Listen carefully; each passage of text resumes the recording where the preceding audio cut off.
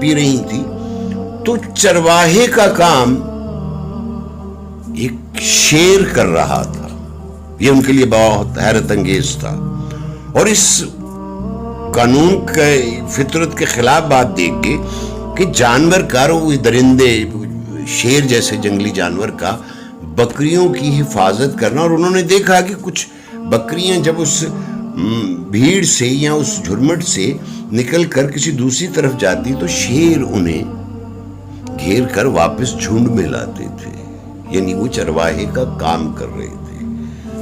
انہیں بہت زیادہ حیرت ہوئی کہ اگر یہ خونخوار درندے، یہ جانور اگر بکریوں سے پیار کریں گے تو کھائیں گے کہاں سے؟ ہر کیف وہ انہی سوچوں میں گم تھے کہ انہیں خبر نہیں ہوئی کہ حضرت میمونہ ولید نے کب اپنی نماز یا عبادت ختم